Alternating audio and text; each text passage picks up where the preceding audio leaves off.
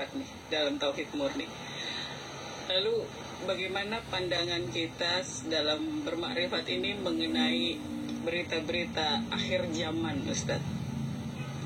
Menyikapinya itu seperti apa? Sedangkan kalau kita ngobrol sama orang-orang yang pecinta dengan berita-berita akhir zaman, kan bilangnya si Ustadz ini atau si Syekh ini punya dalil, punya penjabaran dari itu semua gitu. Jadi gimana cara kita sebagai orang yang belajar makrifat ini menyikapinya? Ya, Ustadz menyikapi simpel saja sebenarnya, ya, sesuai dengan bahasa Nabi. Sesuatu hal yang pasti akan datang, sesuatu hal pasti akan terjadi, itu tak perlu lagi dipertanyakan. Kenapa Nabi pernah menyampaikan itu? Ketika ada seorang sahabat bertanya kepada Rasulullah, "Ya Rasulullah, kapan kiamat itu terjadi ya Rasulullah?"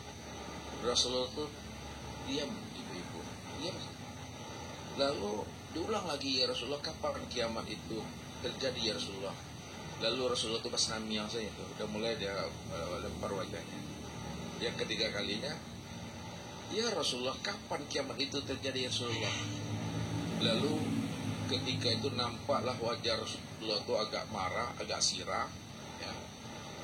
Kemudian Nabi bertanya kepada sahabat tadi, "Wahai sahabat, kalaulah kiamat itu besok terjadinya, apakah kamu sudah siap untuk menyikapi kiamat itu?"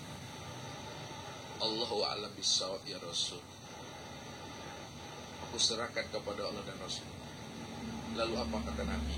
"Wahai sahabat, sesuatu yang pasti akan terjadi itu tak perlu ditanya. Persiapkan sajalah dirimu, amal dan bekalmu untuk menghadapi namanya kiamat." Jadi sesuatu yang sudah dijanjikan Allah pasti akan terjadi. Tidak perlu itu ditanya kapan kiamat terjadi. Akan tetapi persiapkan diri, amal dan bekal untuk menghadapi namanya kiamat. Maka ada namanya kiamat sugro, ada namanya kiamat kubro. Kiamat sugro itulah kematian itu kiamat. Hilangnya kebahagiaan dalam hati itu kiamat. Hilangnya kegembiraan, kebahagiaan, ketenangan batin dalam itu kiamat. Ya, meninggal anak, meninggal suami, meninggal istri, hilang harta kekayaan, hilang jabatan dan kedudukan, hilang harga diri, dah kiamat semua itu. Itu maknanya.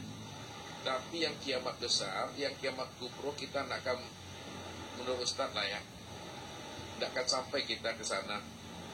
Belum lagi kiamat kubro, kita sudah mengalami namanya kiamat sugro lebih awal. Cuma persiapkan sajalah amal dan bekal. Inilah yang dikatakan oleh Rasul orang yang pintar.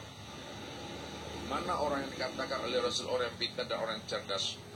Al-kayyasu mandana nafsahu wa amila lima ba'dal maut wal ajzu man atba nafsu hawa wa tamanniyal aman. Orang yang cerdas, yang pintar itu kata Rasul adalah orang yang mau mengevaluasi dirinya, orang yang mau introspeksi dirinya, sehingga dia mau mempersiapkan bekal dan amal untuk menghadapi namanya kematiannya. Wal ajzu man atba nafsu hawa wa tamanniyal amani. Orang yang tidak cerdas, orang yang lemah kata Rasul adalah orang yang condong mengikuti hawa nafsunya dan angan-angannya yang panjang, sehingga dia tidak mempersiapkan diri dan amalnya untuk menghadapi namanya kematian. Jadi orang yang lemah, orang yang condong mengikuti keinginan hawa nafsunya yang rendah, sehingga dia tidak ada persiapan untuk menghadapi namanya kematian tadi. Nantilah mati mendadak dan sebagainya. Orang yang cerdas itu orang yang mau mengevaluasi, introspeksi dirinya, bahwa satu saat dirinya akan dihisab. Kalau dia sadar dirinya dihisab, maka dia mempersiapkan amalnya. Bagaimana amal diri itu benar-benar amal yang ma'rifat, diri yang bersih dan suci. Akan tetapi ketika kita sudah siap mempersiapkan amal dan bekal, membersihkan diri, namun kita tidak boleh kita ini menjadi jaksa Tuhan dalam hidup. Tak boleh kita ingin menjadi hakim Tuhan di dalam hidup. Tidak boleh kita ini ya menjadi wasit Tuhan. Kalaulah kita menjadi jaksa Tuhan, hakim Tuhan, wasit Tuhan di muka bumi ini, pasti kita ini selalu menghukumi, menghakimi seseorang. Kalau tidak sesuai dengan pendapat dia, ini sesat, dikangkut di neraka. Nah, inilah orang yang telah menjadi hakim Tuhan. Padahal Allah katakan, wa rabbuka yaqdi yaumal qiyamah fima kanu fihi takhtalifun. Cukuplah Allah pada hari akhirat nanti menjelaskan terhadap apa-apa yang kamu perselisih. Apa yang kamu tuding terhadap sahabat-sahabat dan saudaramu tentang kafir sesat, Allah yang akan menjelaskannya sejelas-jelasnya terhadap apa yang kita perselisihkan. Jadi nasihat Ustaz bagi kita semua, walaupun kita sudah memahami makna ma'rifat tauhid, Allah dah bukakan rahasia kiamat pada alam dan pada diri, kita tidak boleh menjadi hakim Tuhan, tidak boleh kita menjadi wasit Tuhan, tidak boleh kita menjadi jaksa Tuhan dalam hidup ini. Makanya kita selalu berbaik sangka dengan siapapun. Ya, apa kata Rasid itu? Ta'anni wa la ta'jal bilaumika sahiban la'alla lahu uzran wa anta tanlub. Janganlah kamu terburu nafsu menyalahkan, menuding seseorang sesat, kafir, bid'ah, neraka. Boleh jadi orang yang kamu fitnah itu, orang yang kamu tuding sesat, kafir, neraka itu, dia punya dasar, dia punya argumen, dia punya dalil terhadap apa yang kamu tuduhkan kepada diri. Jadi kalau kita tidak mampu menjamin kita masuk surga, maka jangan diharapkan kuncinya pemahaman. Jadi hendaklah kita memiliki suatu wawasan yang luas, wawasan yang dalam.